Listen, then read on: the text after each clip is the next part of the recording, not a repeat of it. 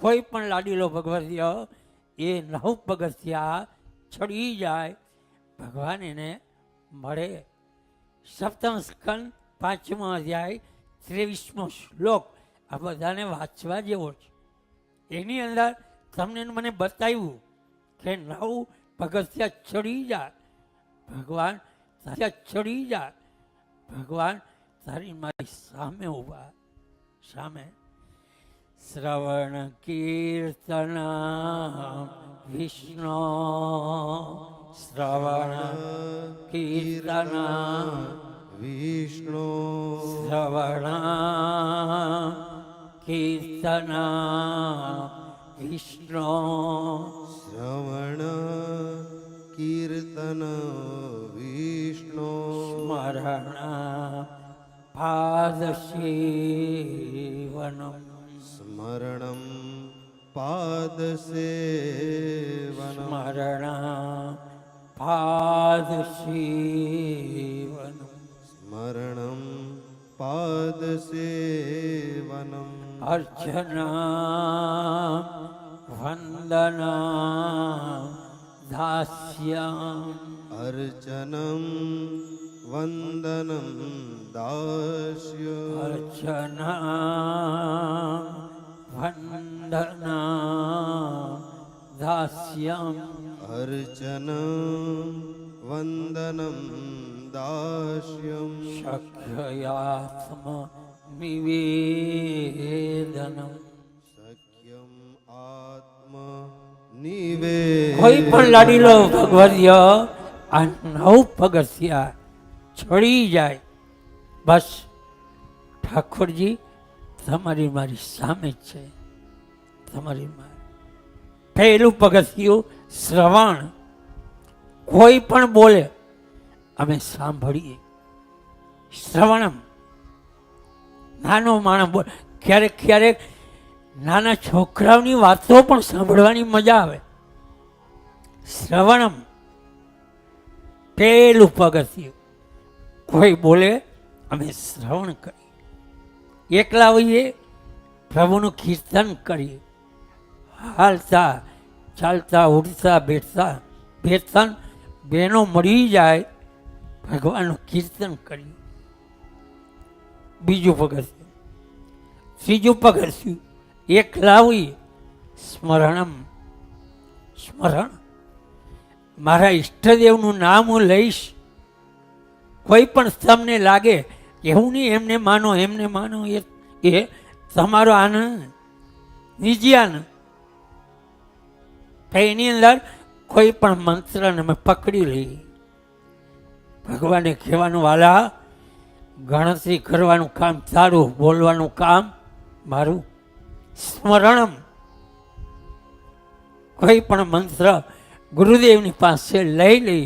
કોઈ વલ્લભગુરુના બાળકો તમને મને મંત્ર આપે, કોઈ ગુરુદેવ તમને મને મંત્ર આપે, એ મંત્રને અમે બોલતા રહીએ. બીજું પગથિયું પાદ સેવનમ, પાદ સેવનમ. મંદિરે આજુબાજુ મંદિરે હોય તો નિત્ય મારીની હાજરી હોવી જોઈએ, નિત્ય હાજરી. ટાઈમ મળે સવારે જઈ આવો, ટાઈમ ન મળે સાંજે આવો, પ્રભુના દર્શન કરીએ. પાદ સેવન, મને પ્રભુએ પગ આપ્યા તો મારા પગથી પ્રભુના દર્શન કરવા જઈશ. પાદ સેવનમ. બીજું કોઈ પણ મળે વંદનમ, કોઈ પણ મળે એ બોલે એની પહેલા આપણે બોલી દેવાનું જય શ્રી કૃષ્ણ, તો એનું પુણ્ય આપણે મળે. તમે કોઈ પણ મળે એને તમે બોલો જય શ્રી કૃષ્ણ, એની નજર હોય ન હોય પહેલા તમે બોલો, એનું પુણ્ય એ બોલે એટલે તમને મળે. વંદનમ, કોઈ પણ મળે અમે એમને વંદન કરી. બીજું પગથિયું દાસ્ય ભાવ, દાસ્ય, દાસ બની દીનતાનો મનમાં ભાવ લાવી પ્રભુને અમે વંદન કરી. બાપ દુનિયામાં ભગવાનથી કોઈ મોટું નથી, એ મોટા છે. એ આપણા છે.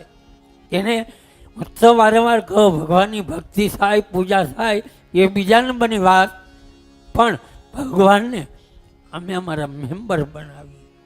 મેમ્બર, પરિવાર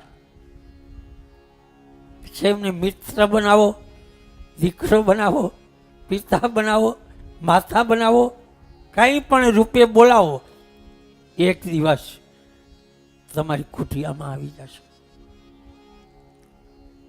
કારણ એ પ્રેમનો ભૂખો છે. પ્રેમ લક્ષણા ભક્તિ.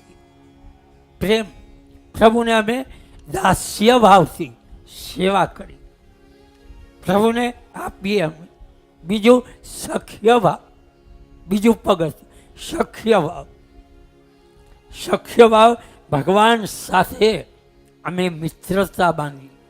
મિત્રતા એની પાસે એને મોટા નહીં બનાવો, એમને નાના બનાવશો ને તો બહુ મજા આવશે.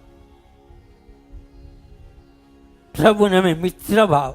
બીજું સાંજના 9 પગથિયું, કામ કરીને આવો, થાકી ગયા હો, સુવાની તૈયારી હોય, ત્યારે પલંગમાં સીધું નહીં સૂઈ જવાનું. 2 મિનિટ 2 સેકન્ડ બેસો. આત્મનિવેદનમ, અંદરથી પ્રભુના આપણા આત્માને પૂછો, આજે મેં કયા કાર્ય કર્યા, આજે મારાથી કયું સારું કાર્ય થયું, કયું ખરાબ થયું, એનો હિસાબ કરો. આત્મનિવેદન. તમારા આત્માને પૂછો કે આજે મારે શું કરવાનું છે, આજે મેં શું કર્યું.